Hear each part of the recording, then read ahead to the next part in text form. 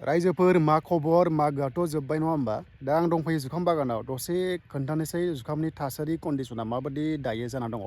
अयथासार हाग्रा जादों आरो मा टाइमाव दै होनाय मा टाइमावहाय मुलि होनांगौ बेखौबो नोंथांमोननो खोन्थागासिनो दङ आरो हासार होनायखौबो आं नोंथांमोननो खोन्थागासिनो दङ बिदिब्ला नोंथांमोना नायलांबाय थादो नायदो नै हाग्राया ओरैबायदि डेन्जार हाग्रायानो बाब बाब बाब बाब बाब ओरैबायदि हाग्रानो नै बिथिं हाग्रा गैया खम बे जाबाय दै सारखांखानाय आरो हासार होनांसिगौ राइट टाइम जाबाय बियो नायदो नै दै सारखांनाय लोगो लोगो ओरैबायदि हाग्रा जाबाय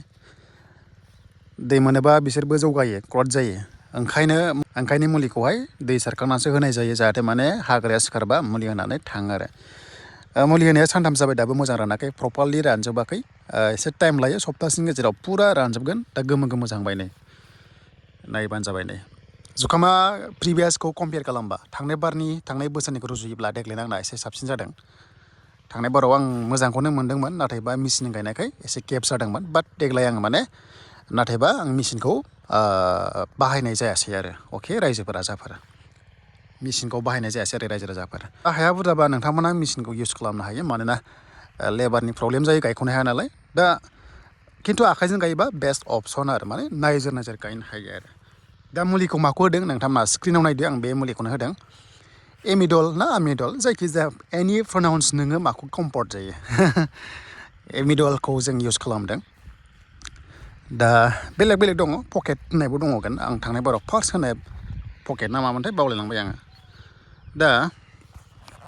बेनो आरो रायजोफोर दिनै ससे ब्लग भिडिअ जुखामा देग्लाय आंनि रुजुनायावहाय आंनि जिनाखि एक्सपिरियेन्स मोननायाव मोन्दांथियावहाय थाब जौआखै बयनाबो गोजां बोथोरनि थाखाय जाखोना माखो बिराद गुसुना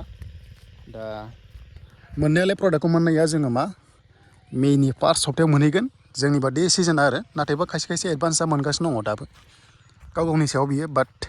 बे आंनिया मेनि फार्स्ट सप्तायाव मोनगोन माने बैसागु सिजोनावनो फ्राय दैखांनाय जायो ओमफ्राय मारा होनाय माने फाननायजों मेयावहाय फाननाय जायो आरो हाग्राखौ नायदो नै ओरैबायदि हाग्रा जादों बिदि हाग्रा गैयामोन थांनाय बारावहाय देग्लाय बांसिन हाग्रा जादों मानोना हासार दंखायो नालाय जुखाम गायबाय थाग्रा हायाव हासारा बिराद थाखायो ओंखायनो हाग्राया जायो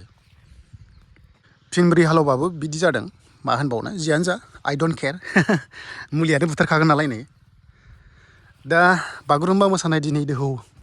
जागायसिगोन दा वर्ल्ड रेकर्ड बुहुमनां